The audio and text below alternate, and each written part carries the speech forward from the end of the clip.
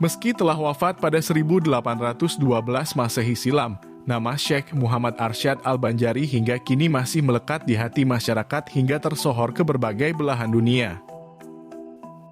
Semua berkat dedikasinya dalam mengembangkan ilmu agama dalam berbagai karya tulis hingga menjadi panduan masyarakat muslim hingga kini, baik yang ada di Kalimantan Selatan hingga ke kawasan Asia Tenggara. Diketahui, Syekh Muhammad Arsyad Al-Banjari yang familiar dikenal sebagai Datu Kalampayan lahir di Desa Lokgabang, 19 Maret 1710 Masehi. Sejumlah karyanya bak sumur yang tak pernah kering untuk digali hingga generasi kini. Dirinya bahkan dijuluki matahari Islam Nusantara, karena terus memberikan pencahayaan bagi kehidupan umat Islam hingga kini. Datu Kalampayan juga dinobatkan sebagai pelopor pengajaran hukum Islam di Kalimantan Selatan setelah kembali menuntut ilmu dari Tanah Suci Mekah selama 30 tahun. Cikal bakal itu terjadi dengan mengawalinya membuka tempat pengajian semacam pesantren bernama Dalam Pagar.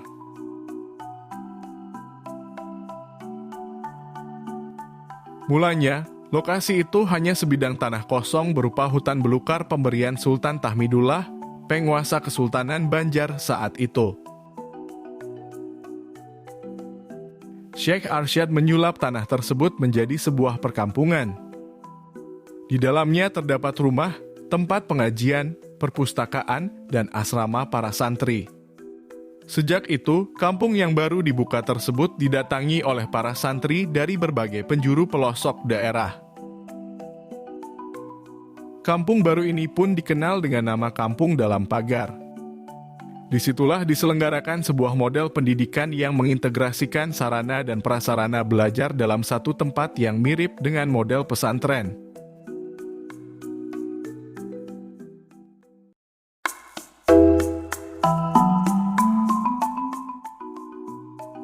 Gagasan Syekh Muhammad Arsyad ini merupakan model baru yang belum ada sebelumnya dalam sejarah Islam di Kalimantan masa itu. Pesantren yang dibangun di luar kota Martapura ini bertujuan untuk menciptakan lingkungan yang kondusif bagi proses belajar mengajar para santri. Selain berfungsi sebagai pusat keagamaan, di tempat ini juga dijadikan pusat pertanian. Syekh Muhammad Arsyad bersama beberapa guru dan muridnya mengolah tanah di lingkungan itu menjadi sawah dan pertanian yang produktif, serta membangun sistem irigasi untuk mengairi lahan. Tidak sebatas membangun sistem pendidikan model pesantren, Syekh Muhammad Arsyad juga aktif berdakwah kepada masyarakat umum dari perkotaan hingga daerah terpencil. Kegiatan itu pada akhirnya membentuk perilaku religi masyarakat. Kondisi ini menumbuhkan kesadaran untuk menambah pengetahuan agama dalam masyarakat. Dalam menyampaikan ilmunya, Syekh Muhammad Arsyad setidaknya menjalankan 3 metode, satu dan lainnya saling menunjang. Yakni dengan cara bilhal atau keteladanan yang direfleksikan dalam tingkah laku, gerak-gerik, dan tutur kata sehari-hari yang disaksikan langsung oleh murid-muridnya. Kemudian dengan cara bilisan, yaitu metode dengan mengadakan pengajaran dan pengajian yang bisa disaksikan diikuti siapa saja, baik keluarga, kerabat, sahabat, maupun handai taulan.